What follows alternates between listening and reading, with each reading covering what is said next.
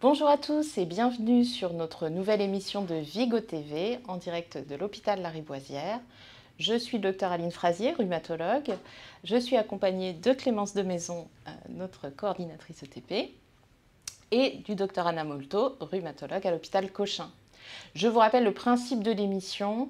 Vous nous envoyez vos questions sur une thématique qu'on vous propose. Et puis, à partir de toutes les questions que vous vous posez, on invite quelqu'un qui connaît bien la question de la thématique pour essayer d'y répondre et de vous apporter des éléments pour mieux connaître votre maladie et vos traitements. Donc aujourd'hui, le sujet, c'est la parentalité, la grossesse pour les personnes atteintes de rhumatisme inflammatoire chronique. Et Anna, tu connais très bien ce sujet. Ouais. Oui. Qu'est-ce que tu pourrais nous dire voilà. D'abord, je voulais te poser la question. Quand tu reçois quelqu'un qui se pose des questions sur la grossesse, avoir un enfant et j'ai un rhumatisme inflammatoire, quels sont les grands messages que tu souhaiterais lui donner? Alors tout d'abord, merci de m'avoir invité pour parler de cette thématique qui me tient vraiment à cœur, pour plein de raisons, et qui a été un peu délaissée pendant de nombreuses années. Et je m'intéresse à cette thématique parce que j'ai été amenée à voir des patientes à qui on avait dit que le désir de maternité n'était pas possible, qu'il fallait attendre que la maladie soit en rémission, ce qui est vrai, mais que de toute façon, il y avait des traitements qui étaient incompatibles avec la grossesse. Donc de toute façon, sa maladie nécessitait des traitements, donc c'était pas envisageable d'imaginer un désir de maternité dans ce contexte-là. Et heureusement, ça a beaucoup changé, entre autres, et on y reviendra après, parce qu'on dispose maintenant de traitements qui sont tout à fait compatibles avec la grossesse, et aussi qu'on est vraiment, avec ces nouveaux traitements, tellement plus performants dans le contrôle de la maladie, que nos patients reprennent une vie de plus en plus normale. Et dans la vie normale d'une jeune femme ou d'un jeune homme, le désir de parentalité fait part entière de ce projet. Donc c'est important qu'on essaye de s'atteler à ça et de les accompagner. Alors ce que je dis toujours, c'est que le désir de parentalité, chez les hommes et chez les femmes d'ailleurs, je vais beaucoup parler des femmes, vous m'excuserez, mais on va faire un aparté après pour les hommes si vous voulez bien. Surtout que j'ai reçu des questions d'hommes aussi, et ils sont là aussi ce soir. On va y répondre, mais quand même la large problématique de la gestion des traitements surtout et de l'activité de la maladie concerne les femmes parce que c'est simplement une période plus longue. C'est tout le délai préconceptionnel et puis toute la gestion des médicaments pendant la grossesse. Donc c'est un tout petit peu différent que chez les hommes. C'est très important chez les hommes aussi, mais c'est un tout petit peu différent. La première chose que je dis, mais ça c'est valable hommes et femmes, c'est qu'il faut aborder la question en amont. Et ça c'est notre travail aussi de rhumatologue. Quand on fait un diagnostic de rhumatisme inflammatoire, spondylarthrite ou polyarthrite rhumatoïde, quand on aborde comment la maladie va affecter les différents aspects de la vie, il faut parler du désir de parentalité et expliquer qu'actuellement, c'est possible d'accompagner les patients, qu'on sait maîtriser les traitements, qu'il y a des traitements disponibles et qu'on va les accompagner dans ce projet, mais que ce projet va d'autant mieux aboutir s'il est anticipé. Et que si on travaille en coordination avec le rhumatologue, le médecin traitant et le patient pour appréhender ce projet en amont, pour ajuster les traitements. Et dans la grossesse ou le désir de maternité, pour moi, il y a trois périodes. La préconception et donc le désir de grossesse se formalise. Et en fait, on sait que chez les patientes qui ont un rhumatisme inflammatoire, surtout, on pense que c'est surtout les polyarthrites rhumatoïdes, mais aussi un tout petit peu les femmes qui sont atteintes de spondylarthrite, elles ont un délai de conception plus long que la population générale. Ça veut dire qu'elles mettent plus de temps à l'arrêt de la contraception jusqu'à ce qu'elles tombent enceintes. Et il y a plusieurs raisons à ça, mais ça a été assez clairement identifié que l'activité de la maladie, donc une maladie pas contrôlée, est un facteur délétère pour tomber enceinte. La corticothérapie, et même à des doses vraiment pas très importantes, autour de 7 mg, ça a été identifié comme un facteur de risque pour ne pas tomber enceinte, donc un facteur péjoratif, et les anti-inflammatoires. Ce qui veut dire en quelque sorte que quand la maladie n'est pas contrôlée ou quand on a des médicaments qu'on appelle symptomatiques, c'est-à-dire que ce sont les traitements qu'on met en plus du traitement de fond parce qu'il y a quelque chose qui n'est pas parfaitement contrôlé, quand on est dans cette situation-là, déjà, on a plus de difficultés à tomber enceinte. Donc ce qui rejoint ce que je disais tout à l'heure, la maladie doit être en rémission, idéalement, pour pouvoir débuter un projet de grossesse, mais ça s'anticipe. Et donc c'est important qu'on accompagne nos patientes avec un projet thérapeutique qui inclut des traitements qu'elles vont pouvoir utiliser pendant toute cette période préconceptionnelle, qu'elles pourront après continuer pendant la grossesse. Parce qu'avant, ce qu'on faisait, et ça a quand même beaucoup changé, avant ce qu'on faisait, c'est « Ok madame, vous avez un désir de grossesse », on va vous arrêter le traitement, parce que de toute façon, tout est incompatible. Et de toute façon, et je crois qu'il y a une question là-dessus, de toute façon, quand vous allez tomber enceinte, ça ira mieux. Voilà. Sauf que, comme je vous ai dit, le délai de conception est prolongé. Et de 2, en fait, quand on regarde vraiment les données qu'on appelle prospectives, c'est-à-dire des données qui ont été collectées au fil de l'eau et pas juste en pensant qu'est-ce qui m'est arrivé il y a 3 mois, en fait, on se rend compte que le pourcentage de patientes, surtout dans la polyarthrite rhumatoïde, qui sont vraiment améliorées par la grossesse elle-même, en absence de traitement, c'est pas du tout la majorité. C'est aux alentours de 40-50% au mieux, et surtout les formes qui sont très bénignes. Donc, c'est les polyarthrites très bénignes qui probablement n'avaient pas besoin d'un gros traitement. Quand on les arrête, l'effet hormonal de la grossesse, il fait quelque chose. Mais des études ont bien montré que les polyarthrites et les spondylarthrites qui ont besoin de biothérapie en préconceptionnel, quand on leur arrête pendant la grossesse, la probabilité de rechuter est très élevée. Donc c'est pour ça qu'il faut, à mon sens, envisager tout un plan de traitement avec un traitement qui soit compatible avec la période préconceptionnelle et réduire l'inflammation, la consommation d'anti-inflammatoires, la consommation de corticoïdes qui sont des facteurs de risque pour ne pas tomber enceinte, et puis qui nous permettra de le continuer. Et les traitements qu'on utilise actuellement pour faire ça, c'est les anti-TNF-alpha. Et c'est vrai que ça a été une révolution dans notre spécialité pour plein d'aspects, mais pour la grossesse, c'est quand même une grosse révolution. Parce que nos collègues gastro-entérologues qui utilisent aussi ces traitements pour leurs patientes, ils nous ont devancés, ils nous ont permis d'avoir beaucoup de données très rassurantes autour de la grossesse menée sous ce type de traitement, avec même des études qui montrent que c'est pire d'arrêter le traitement que de le continuer dans des pathologies très inflammatoires, ce qui est quand même conceptuellement compliqué. Et quelque chose que j'insiste beaucoup avec mes patientes, parce que je passe beaucoup de temps quand on discute les traitements pendant la grossesse, quand on propose un traitement pendant la grossesse, mes patientes, elles sont prêtes à ne rien prendre. Elles prennent sur elles pour ne pas prendre de risque ou donner un produit toxique à leur bébé. Et ça, moi, j'entends, j'ai beaucoup d'empathie, je comprends très bien le raisonnement, mais il faut que nous, on soit capable d'expliquer que l'absence de traitement est aussi un risque. Et non seulement pour elles, parce que souvent, elles me disent, bah, moi, peu importe, je perds un poignet, je perds une hanche, c'est pas grave, mais pour mon bébé. Mais en fait, il y a des études qui montrent qu'il y a aussi des risques de ne pas traiter pour le bébé. C'est-à-dire que quand une femme qui avait besoin de biothérapie, on lui arrête, les cohortes, les études longitudinales montrent qu'il y a plus de risques de prématurité, plus de risques de fausse couche. Et ça, la prématurité, c'est important aussi de comprendre, ce n'est pas juste un petit bébé. La prématurité, ça peut entraîner des séquelles. Donc, cette notion de « je prends tout sur moi et je ne veux courir aucun risque », il faut passer quand même un peu de temps à expliquer qu'une polyarthrite qui sans traitement se retrouve avec une CRP à 40 toute la grossesse, ou que l'alternative, c'est au lieu de l'anti-TNF de le continuer, c'est de la mettre sous corticothérapie, c'est vraiment pas une bonne option. Parce que oui, mais j'ai peur du risque d'infection. Si ce qu'on est obligé de faire, c'est de remplacer la biothérapie par de la corticothérapie, le risque, il est là. Le risque, il est le même. Et la corticothérapie est peut-être un tout petit peu moins efficace qu'un traitement qu'on a réussi à continuer tout au long de la grossesse. Donc je crois que le message pour moi, c'est anticiper ce projet, en parler au rhumatologue, c'est possible, mesdames, c'est possible. Et ça, c'est important, je me permets, parce que vraiment, je crois qu'on peut reconnaître quand même qu'il y a un changement dans la relation médecin-malade en général. On est sorti du paternalisme qu'on a pu connaître dans d'autres générations. Et le médecin, il est là pour voir comment il peut vous accompagner pour ce projet. C'est-à-dire qu'il n'a pas à juger ou à décider pour vous si c'est un bon projet ou pas. Lui, il va réfléchir à comment il peut vous accompagner, qu'est-ce qu'il peut vous proposer pour que ce soit faisable et faisable dans les meilleures conditions possibles. Et s'il voit que s'il y a des risques ou des dangers, il va aussi vous mettre en garde. Mais il n'a pas de raison de décider pour vous si vous pouvez ou pas avoir un enfant. Donc finalement, c'est dès le désir de grossesse et pas au moment où on arrête la contraception. Tout à fait. Il faut vraiment anticiper. Je dirais même, si je comprends bien.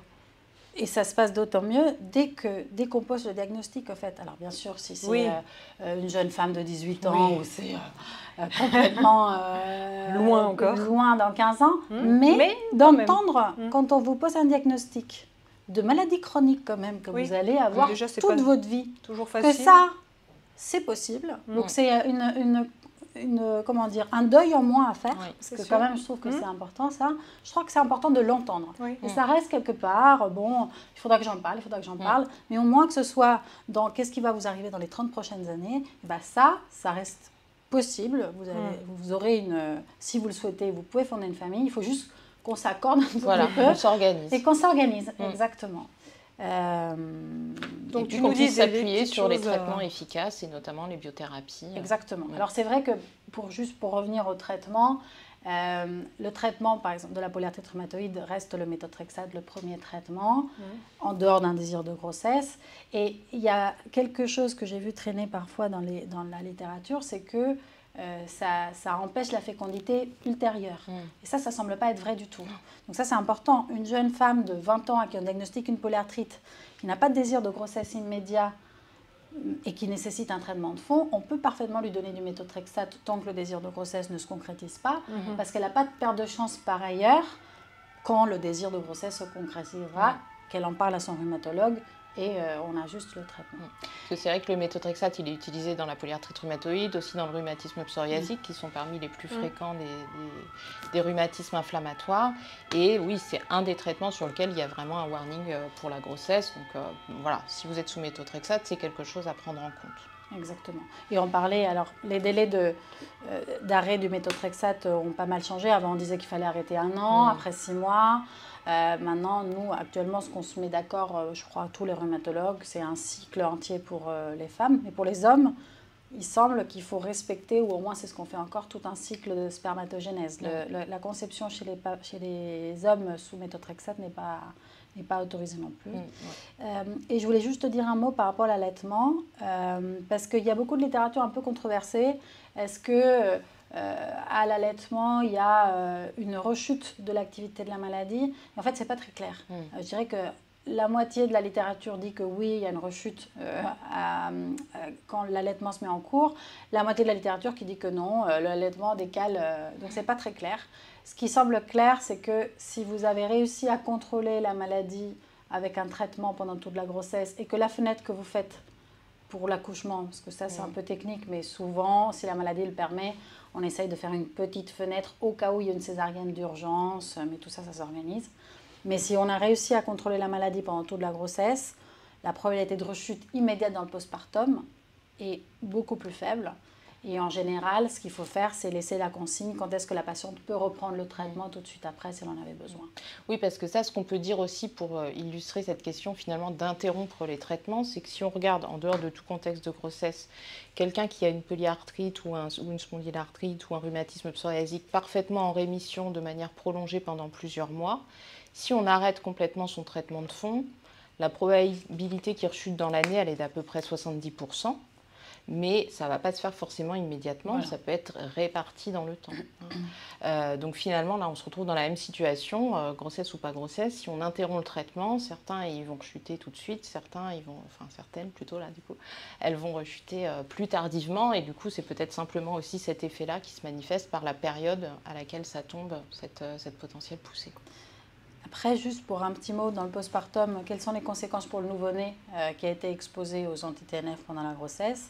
Là, actuellement, on a la chance... Alors, tous les anti-TNF, globalement, sont autorisés pendant la grossesse, avec un peu plus de données pour certains et un peu moins de données pour certains autres. Mais une petite particularité, il y a un anti-TNF qui ne passe pas du tout la barrière placentaire, qui est le certolizumab. Et c'est vrai qu'à choisir, c'est celui qu'on préfère parce qu'il n'y a pas de passage chez le bébé. Et le bébé, quand il sort, il n'a plus d'anticorps à l'intérieur. Donc, c'est vrai que c'est celui qu'on préfère. Mais ça m'arrive régulièrement des patientes... qu'on a mis du temps à stabiliser et qu'elles ont un autre anti-TNF et c'est celui-là qui a permis de contrôler la maladie. Je ne suis pas sûre que de risquer une poussée, alors que c'est des médicaments qui globalement on peut les continuer, on préfère garder celui-là. Par contre, il y a quelques petites précautions chez le nouveau-né par rapport au vaccin vivant, pareil que les patients adultes qui sont sous biothérapie, ils n'ont pas le droit d'avoir des vaccins vivants, eh ben, c'est le même réflexe qu'on a chez le nouveau-né. Mais c'est important, aucun vaccin vivant n'arrive dans le calendrier vaccinal obligatoire avant 1 an. Donc ça veut dire que même si votre bébé est exposé toute la grossesse, il va sauter aucun vaccin obligatoire. Ça, c'est important. Par contre, il y a 2 vaccins qui sont proposés, qui sont le BCG et contre le rotavirus. Ça, il faut que le rhumatologue le marque dans le compte-rendu. Il faudra le décaler entre 6 à 12 mois en fonction de l'anti-TNF. Mais il faut vraiment préserver le calendrier vaccinal obligatoire, c'est très important. Parce que j'ai eu au début quelques petites confusions de patientes qui n'avaient pas du tout fait vacciner leurs enfants. Il faut faire les vaccins obligatoires, ça ne pose aucun problème. Que la majorité des vaccins sont des vaccins non vivants, c'est-à-dire qu'ils ne contiennent pas le microbe vivant, donc ils ne posent pas de problème. C'est les vaccins vivants qui peuvent être problématiques dans les contextes d'immunodépression et donc potentiellement chez les nouveau-nés exposés aux anti-TNF pendant la grossesse. Je fais juste une petite parenthèse, je vous rappelle que vous pouvez tout au long de l'émission écrire des questions que l'on posera donc au docteur Anna Molto, et Aline Frazier se chargera de poser ces questions par la suite. Tout à fait, je mets un petit mot pour cela. Et peut-être on va commencer à entamer la partie des questions que nous avons reçues pour préparer l'émission. Donc je vous remercie à tous, j'ai bien réceptionné vos questions sur la fécondité, la grossesse, la parentalité.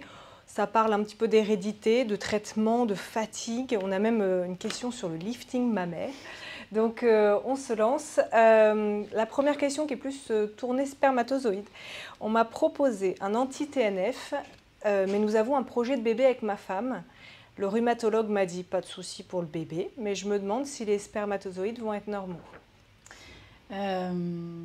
Oui, ils vont être normaux. Ils vont être pareils qu'ils étaient sans anti-TNF en fait, parce que là, pour le coup, il y a beaucoup d'études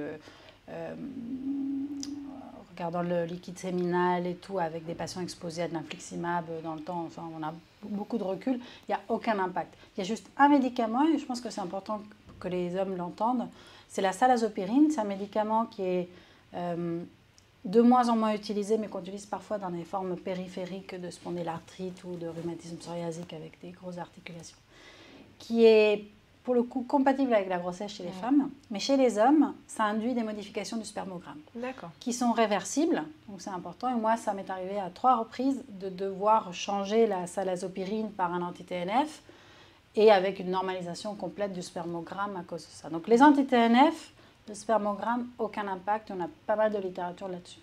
Donc finalement, c'est un peu comme les femmes, c'est important de prévenir son rhumatologue qu'on a un désir de conception avec sa femme. Absolument, parce que pour la salazopyrine, ça peut poser problème, mais bon, en général, s'il n'y a pas de délai de conception, on peut le laisser. C'est pas que c'est toxique ni rien, hein, c'est que ça peut juste ne pas faciliter... diminuer la fertilité. Voilà, ça diminue la fertilité. Par contre, le méthotrexate chez l'homme, alors on est en train de revenir un tout petit peu. Il y a de plus en plus de petites études qui sont rassurantes, on va quand même le dire. Mais donc, s'il y a une grossesse qui survient chez un papa qui prend du méthotrexate, il faut le dire. Je suis quasiment certaine qu'il n'y a pas besoin d'une interruption médicale, enfin je suis certaine. Mais ça mérite peut-être d'être surveillé un peu plus parce que quand même on a eu un stop pendant plusieurs années qui recommandait un arrêt de 3 mois. Donc si c'est possible, c'est vrai que comme la littérature n'est pas non plus complètement tranchée, il vaut mieux choisir un autre traitement, par exemple les anti-TNF pour lequel on a beaucoup de données très rassurantes. Ok, merci. Autre question qui est plus tournée sur l'hérédité. Si ma compagne et moi avons un enfant, est-ce qu'il aura la même maladie que moi et que celle de mon oncle ? Apparemment, une maladie qui... Alors, en fait, c'est vrai que dans les rhumatismes inflammatoires en particulier, il y a des facteurs différents selon le type de rhumatisme, mais vous pouvez retenir que globalement, ce sont des maladies plurifactorielles dans lesquelles il y a une part génétique et une part d'hérédité. Donc, quelqu'un qui a des parents qui ont un rhumatisme inflammatoire, un parent ou plusieurs parents, a plus de risques de lui-même avoir dans sa vie un rhumatisme inflammatoire que quelqu'un qui n'en aurait pas dans sa famille. Néanmoins, même s'il y a un petit surrisque, ces maladies, comme elles sont plurifactorielles, ça ne va pas être le seul facteur. Donc le fait d'en avoir dans la famille augmente un peu votre risque, mais vous pouvez très bien ne jamais développer de rhumatisme inflammatoire pour autant. Qu'est-ce que ça veut dire? Ça veut dire qu'il n'y a pas de nécessité d'un dépistage. Donc même si on vous a diagnostiqué par exemple que vous êtes porteur, on recherche parfois le HLA-B27 qui est un facteur génétique de spondylarthrite, ça ne sert pas à grand chose de faire une recherche de HLA-B27 chez vos enfants parce que ce n'est pas parce qu'ils l'ont qu'ils vont développer une maladie en rapport avec ça, et ce n'est pas parce qu'ils ne l'ont pas qu'ils ne vont rien développer non plus. D'ailleurs, on ne sait pas, il y a un lien, mais il n'est pas du tout du 100%. Donc, et puis, ce dépistage, si on sait que vous êtes porteur du HLA-B27, on n'a pas aujourd'hui d'action à entreprendre pour empêcher qu'une maladie un jour survienne. D'ailleurs, on ne saurait pas à qui proposer cette action, puisque tout le monde ne va pas développer la maladie. Donc, en pratique, il n'y a pas de dépistage. Par contre, c'est important dans la relation familiale, je dirais, que votre enfant il sache ce que vous avez, qu'il sache que vous avez un rhumatisme et qu'il sache quels sont les signes, les symptômes qui ont amené à votre diagnostic, parce que si un jour il a des symptômes qui ressemblent à ça, il fera le lien et il pourra être en mesure de signaler au médecin qui consultera à ce moment-là que son papa, sa maman a un rhumatisme. Et ça facilite grandement le diagnostic, ça nous met la puce à l'oreille quand on se pose la question du diagnostic. Après, voilà, c'est simplement ça, c'est voilà, ne pas faire un tabou de cette maladie, plutôt que ce soit quelque chose qu'on sait dans la famille. Et je pense que c'est important d'ailleurs dans la façon dont on vit aussi en famille, que toute la famille s'adapte aussi à cette maladie, c'est normal, ça a un impact fort sur le quotidien. Voilà. Et puis la dernière chose, c'est qu'est-ce qu'il pourrait faire pour éviter de tomber malade? On ne sait pas trop, mais il y a une chose qui est certaine, c'est ne jamais fumer. Donc ça peut être... Bon, je ne pense pas qu'il y ait beaucoup de parents qui disent à leurs enfants « fume ». Mais en tout cas, là, vous pouvez vraiment avoir un fort argument de dire « fume pas parce que tu risques d'attraper la maladie ». Voilà. Bon, merci pour toutes ces informations. Alors, une question plus tournée douleur et grossesse. Donc, j'ai une polyarthrite rhumatoïde et on m'a dit que j'aurais moins de douleur enceinte. C'est ce que tu disais tout à l'heure. Est-ce que c'est vrai et comment ça se fait? Alors, est-ce que c'est vrai? C'est globalement vrai. Et non, mais c'était vraiment très ancré. On appelait la période la lune de miel de la polyarthrite rhumatoïde. Mais c'était basé sur des études un peu anciennes et de nature rétrospective. Ce que je disais tout à l'heure, c'est qu'on interrogeait les patientes qu'est-ce qui s'était passé au moment de leur grossesse il y a plusieurs mois ou plusieurs années. Et les études, en revanche, qui ont été bien menées prospectivement, avec des visites au cours de la grossesse, on se rend compte que la proportion est vraiment moins de ce qu'on pensait. Et le pourquoi, il y a sans doute un effet hormonal des œstrogènes. Il y a d'autres modèles, quand des patientes pour des cancers, par exemple, ont des traitements qui inhibent les œstrogènes, on se rend compte qu'il y a des manifestations articulaires, alors que là, il y a un assaut d'œstrogènes pendant la grossesse, c'est peut-être ça. Mais il y a quand même des polyarthrites qui ne s'améliorent pas du tout pendant la grossesse. Donc ça ne doit pas être que ça. Je pense que le plus important, c'est d'avoir un traitement en préconceptionnel qui, s'il y a besoin, on pourra le continuer pendant la grossesse.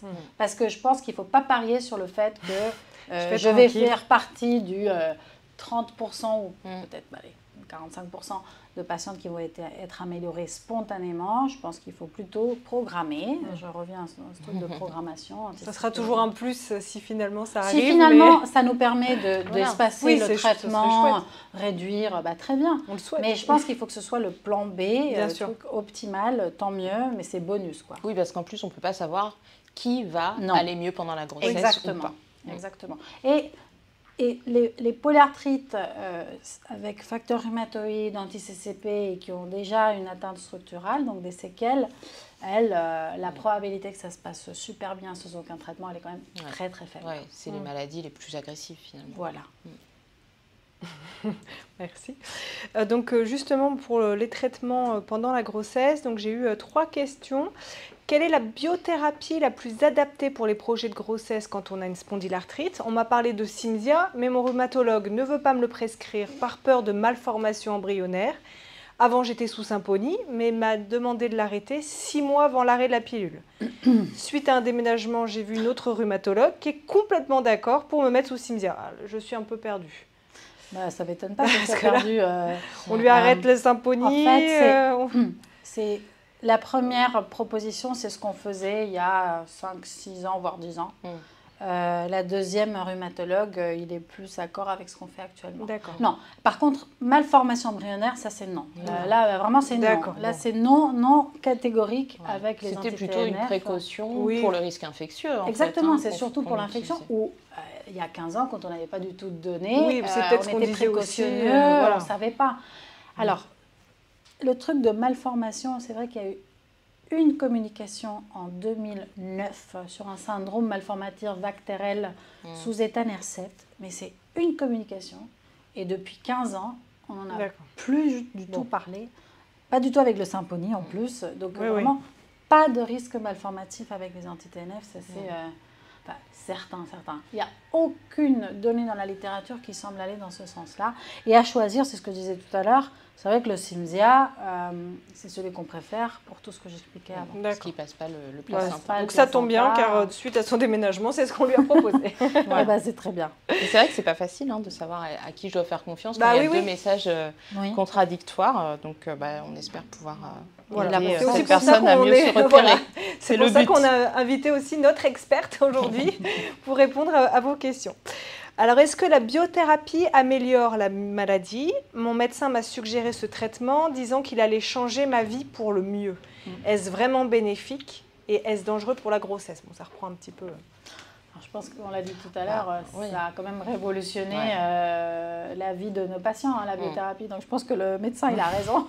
Il faut dire que si on veut parler avec des termes un peu objectifs, les taux d'efficacité des différents traitements pour soulager les rhumatismes inflammatoires, vous avez les traitements classiques et puis vous avez les biothérapies qui donnent des taux d'efficacité qui sont significativement meilleurs que les traitements classiques dans les études. Voilà. Et c'est justement chez beaucoup de gens qui ont des rhumatismes modérés, les traitements classiques sont largement suffisants. Et puis chez les personnes qui ont des rhumatismes un petit peu plus sévères, on a recours aux biothérapies parce qu'on a besoin de quelque chose de plus fortement efficace. Voilà, c'est ce qu'on peut dire. Donc clairement, les biothérapies sont plus efficaces que les traitements classiques.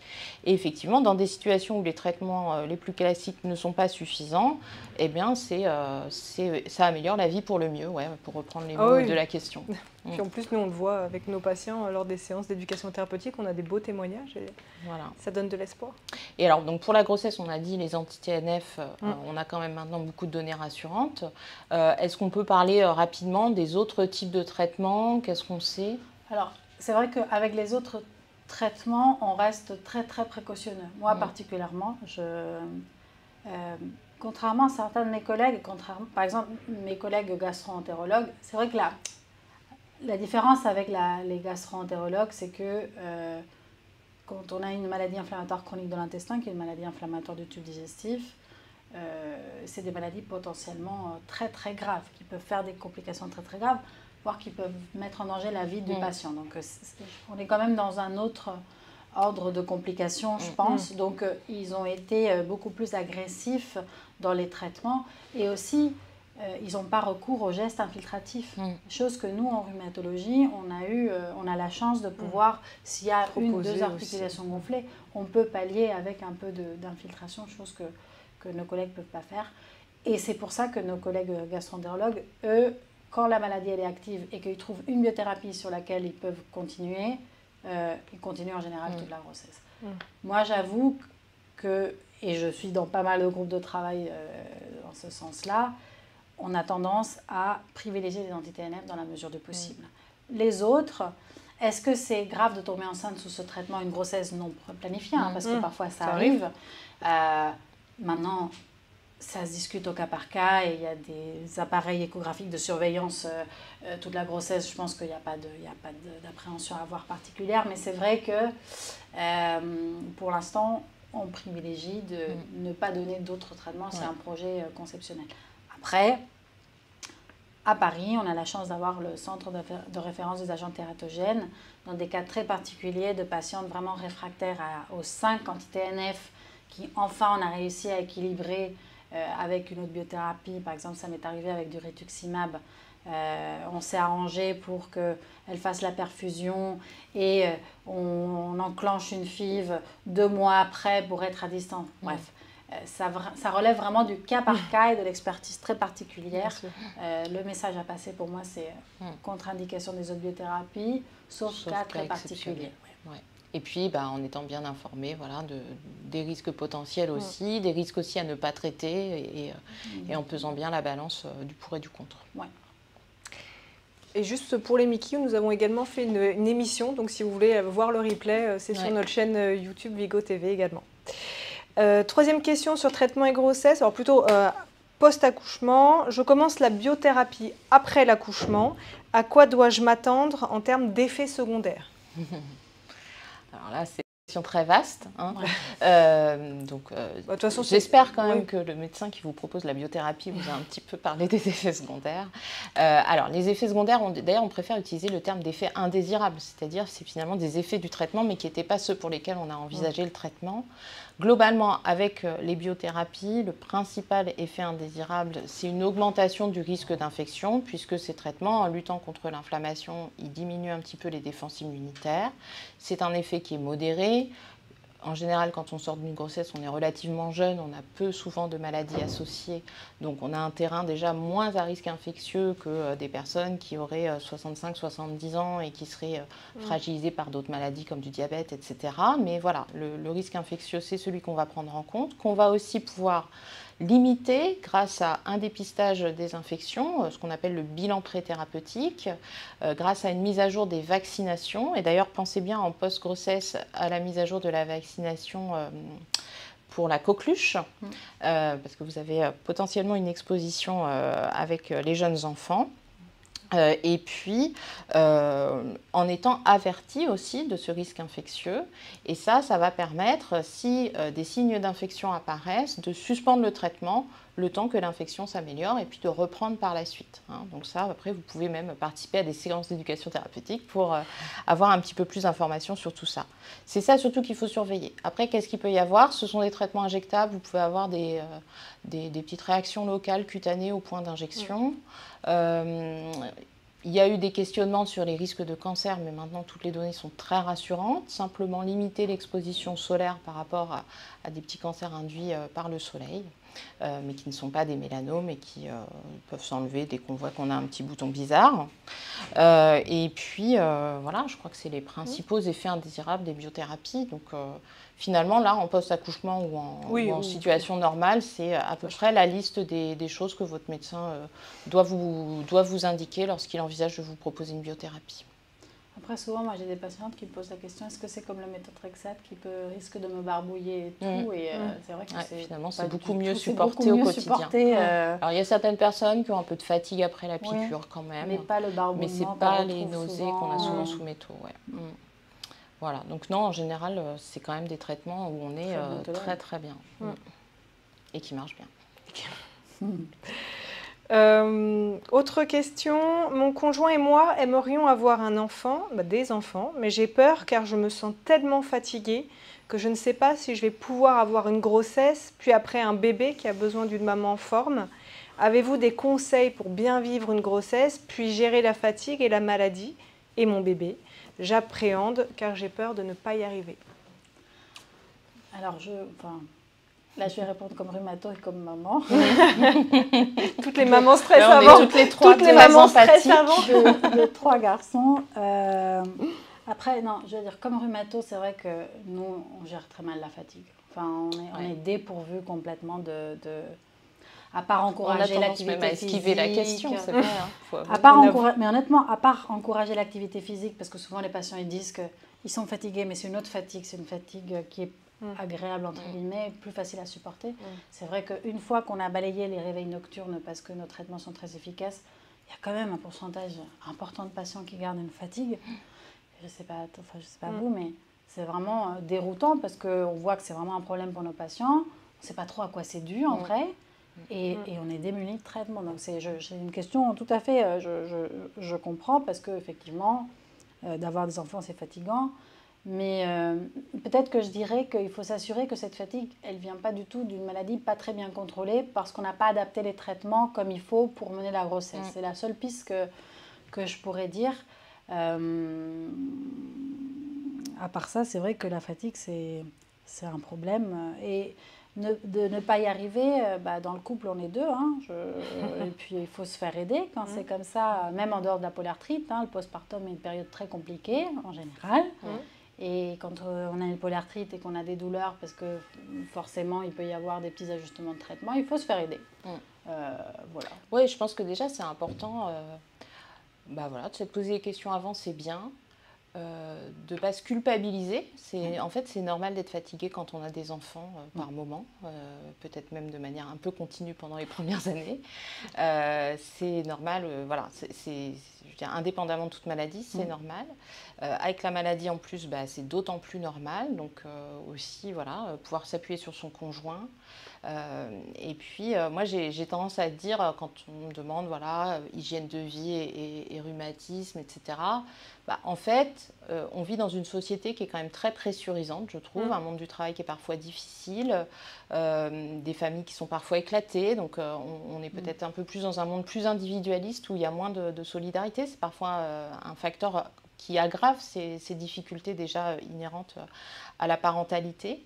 Et donc, finalement, quand on a une maladie chronique, on doit faire attention à prendre soin de soi encore plus, mais en fait, on devrait tous le faire. On devrait tous s'accorder du temps de détente, s'accorder du temps de repos, être attentif aux signaux de notre corps ou de notre mental quand on a un peu trop tiré sur la corde et être en capacité, dans notre société, de s'entraider, de pouvoir se reposer les uns sur les autres.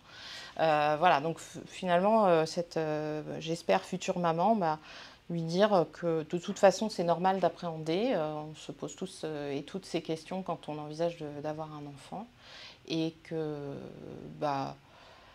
ça va se faire et puis en fait ça va marcher parce que de toute façon quand ils sont là on n'a pas le choix. Donc voilà, mais se faire aider, savoir tirer la sonnette d'alarme sans avoir de pudeur ou sans culpabiliser. Oui, je pense que c'est ça qui est important. Le plus important, ne pas culpabiliser, c'est compliqué. Je pense aussi diminuer le niveau d'exigence c'est ça. Et d'accepter que bon. Oui, et puis on n'a pas besoin d'être parfait pour être un bon parent. En fait. C'est ça. Clairement. Il y en a très peu. De toute façon, c'est pas possible. Je crois. Tout autre sujet, merci mesdames, tout autre sujet. Donc là, on part sur du lifting mammaire.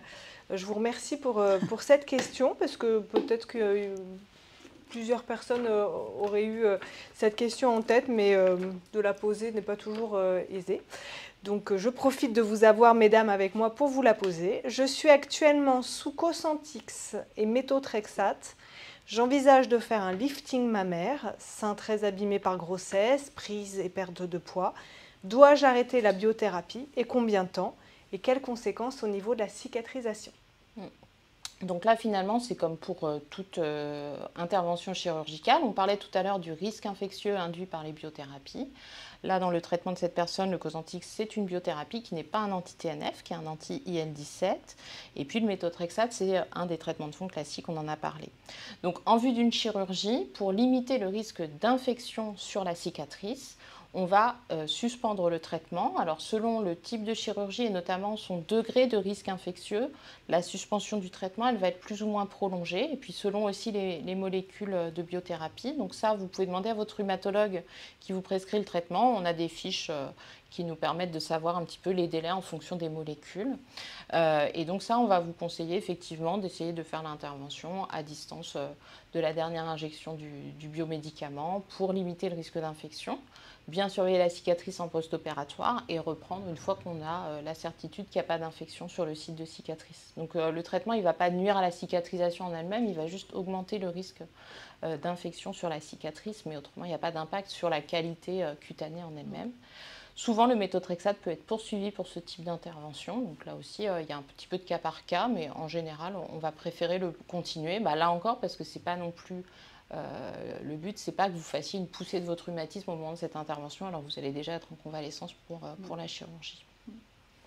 Voilà, donc tout est possible. Il faut s'organiser, c'est comme pour la grossesse. S'organiser et en parler donc aux médecins, rhumatologues, chirurgiens, pour les soins dentaires également, dentistes, etc. Donc voilà, toutes ces personnes qui vous entourent d'un point de vue du soin, bien penser à dire que vous avez une maladie et quel traitement vous avez au quotidien.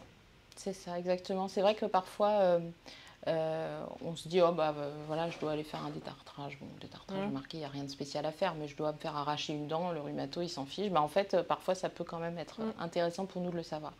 Donc, n'hésitez pas à nous parler aussi de tous les événements de santé qui n'ont pas de lien direct avec la rhumatologie, mais qui peuvent parfois finalement nous intéresser ou pour lesquels on peut être amené à vous donner des conseils.